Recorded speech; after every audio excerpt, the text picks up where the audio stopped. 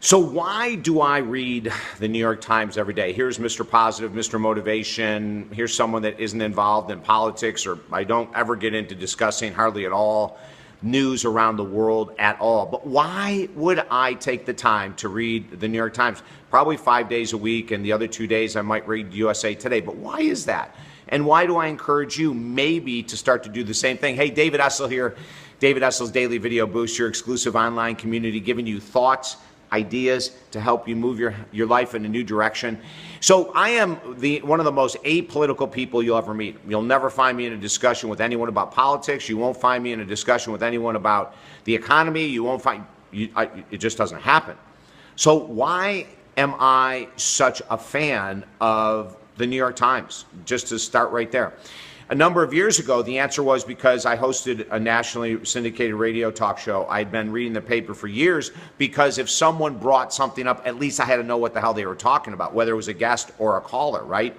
This year now, we're taking probably the next several months at the very least off from my radio show as we get ready to release our brand new book, Focus, which we're so excited about, and a bunch of other things. But I still read it every day, and I'm going to tell you something that might surprise you. One of the reasons that I read it is for the obituaries. I want to know what these people who they're writing about, what their life was like, what they did. Like Jim Nabors, Gomer Pyle, there was an excellent obituary on him the other day talking about his life, and I learned so much about him. There's been individuals that I've never heard of, playwrights that I've never heard of, that I've learned so much about them. And many times it comes down to, in all these people's lives, that they took incredible risks to become very successful. They're outrageously persistent. They never gave up on their dreams.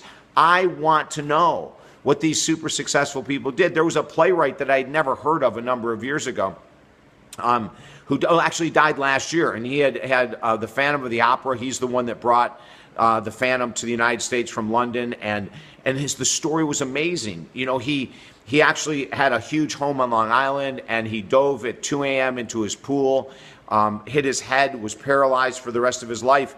And they told his story about how he went into addiction and deep depression and then came out of it to write again. You know, so, I mean, that might sound morose that I buy the paper to read obituaries, but I want to learn. And then there are always other articles in there about people that have overcome greatness. There's a column in the Times where you can donate to help someone who's struggling deeply. And the stories of what these people have gone through, they're very inspiring as well. But no, if you see me on the street, or if I ever work with you and you say to me, ask me a question about, do I want to talk about the economy or politics? The answer is no. Do you want to talk about what I've learned from people that have passed? Yeah, that's me. Think about it, okay? I believe filling your brain with information on a daily basis is powerful.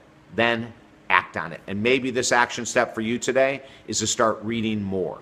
Doesn't have to be the New York Times. Start reading more things that inspire you, okay? Don't forget to let your friends and family know that we're on the air for them as well. Hey, listen, if you need a hand, if you need support, if you need someone in your corner, holding your feet to the fire to do the work that maybe you're not doing right now to change your body, your finances, your love life, your career, your relationship with your higher power, email me at talkdavid.com. You and I will kick butt. We accept new clients every week, and our work is guaranteed. Have a beautiful day.